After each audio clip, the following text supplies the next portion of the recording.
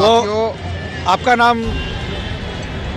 आप Jharkhand home guard welfare का महासचिव हैं? जी मैं महासचिव हूँ और मैं बताना चाहूँगा जी जी कि पहली बार राष्ट्रीय स्तर पर आंदोलन हुआ था जी और इस आंदोलन को रणनीति थी कि कुछ दिन और चलाना जब तक संसद सत्र चल रहा है। जी और जैसे ही हमारा पहला दिन आंदोलन चला, पहले दिन आंदोलन के दौरान शाम में ही डेलीगेशन को बुलाया गया बातचीत करने के लिए और बात हुई तो उन्होंने कहा कि आपकी बातों को हम सभी लोग पहुंचा रहे हैं। जी इसके बाद जो नेशनल होमगार्ड एसोसिएशन के जो प्रतिनिधि मंडल थे उनके द्वारा 26 जनवरी तक का समय दिया गया है और कहा गया है कि 26 जनवरी तक होमगार्ड जवान की मांगें पूरी नहीं होती हैं, एक संशोधनों के को लेकर कार्रवाई चालू नहीं होती है तो अगले सत्र में एक बड़ा आंदोलन खड़ा किया जाएगा जिसमें लाखों होमगार्ड के जवान शामिल होंगे और इस आंदोलन में शामिल होकर अनिश्चित काल तक आंदोलन करते रहेंगे। एक बात और भी उनके द्वारा कहा गया कि संसद भवन का घेराव किया जाएगा। तो बस मैं यही कहना चाहूँगा पूरे भारतवर्ष होमगार्ड साथियों से कि आप सभी तैयार रहें, अपनी रणनीति बना कर रखें। पहला चेतावनी हम सभी को देना था, राष्ट्रीय स्तर का पहला चेतावनी हम लोगों ने दे दिया है। भारत सरकार तक कान में ये बात चली गई है कि पूरे भारतवर्ष के होमगार्ड के जवान स्वयंसेवी कानून को ख़त्म करने के लिए एकजुट हो चुके हैं। साथियों, चूँकि ये पहला था, थोड़ी सी कमी पेशी होगी, घबराने की आवश्यकता नहीं है, शुरुआत हो चुकी है और निश्चित रूप से स्वयंसेवी कानून खत्म होगा।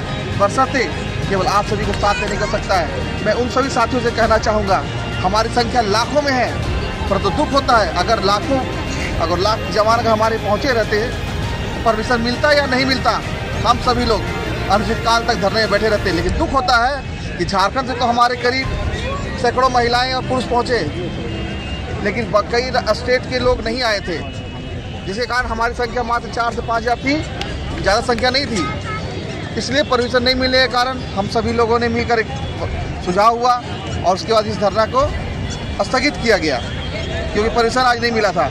लेकिन हाँ, जवान ये समझ चुके हैं, जाग चुके हैं कि होमगार्ड के जवान का शोषण तब समाप्त होगा जब स्वयंसेवी कानून खत्म होगा और स्वयंसेवी कानून को समाप्त करने के लिए राष्ट्रीय स्तर का ये पहला आंदोलन चालू हो चुका है और निश्चित रूप से इस आंदोलन के बाद ग्रीष्मकालीन जो सत्र होगा उस दौरान भी हम सभी लोग कोशिश करेंगे कि पूरे भारतवर्ष के होमगार्ड साथियों को एकजुट कर एक बड़ा आंदोलन खड़ा किया जाए और ऐसा आंदोलन खड़ा किया जाए जैसा किसी ने कल्पना नहीं किया होगा।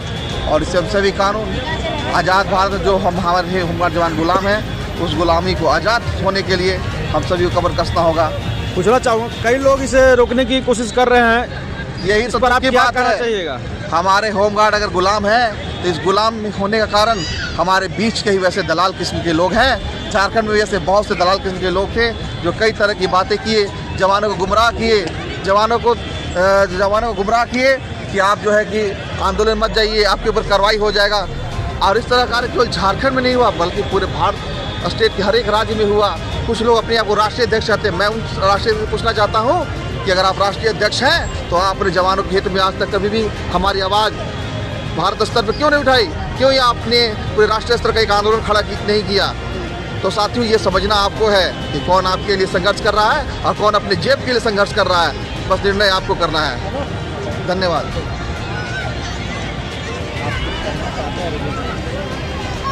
अच्छा, जरा रवि जी से बात किया जाए।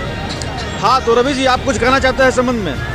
बिल्कुल, इस संबंध में तो हमारे राजीव तिवारी भाई ने कहा है कि हमारे ही बीच के जो लोग हैं वही कहीं न कहीं गिरक्षकों को तोड़ने फोड़ने का कार्य करते हैं। तो मैं भारत के गिरक्षकों को इस सोशल मीडिया के माध्यम से बता देना चाहता हूँ कि आज 60, 65, 70 साल हो गए उन राष्ट्रीय अध्यक्ष जो जेपी भगत या जो भी आर.एस. दहिया का नाम आप लोगों के बीच आता है, उन लोगों ने आज तक कभी देश हित में कभी कोई बड़ा कार्यक्रम दिल्ली के आंदोलन में किया कि देश के होमगार्ड का विकास हो सके, लेकिन नहीं किया, कतई नहीं किया जी। क्योंकि उनके पास ना जनसंख्या है ना लोग हैं और ये चाहते नहीं हैं स्वयं ही कि देश में कोई बड़ा आंदोलन हो। तो ऐसे बिचौलिया लोग बहुत सारे आते हैं जाते हैं, उन लोगों पर ध्यान देने की आवश्यकता नहीं है। हमारी जो रणनीति है वो हम लोगों ने तय कर लिया है कि अभी तो हम सरकार को सिर्फ चेतावनी देने के लिए आए हैं। आने वाले दिनों में जो अगला सत्र होगा उसमें भारत के लाखों गिरिरक्षक, उनके परिवार, उनके बच्चे, उनकी पत्नियां दिल्ली के सड़कों पर दिल्ली का चक्का जाम करेगी।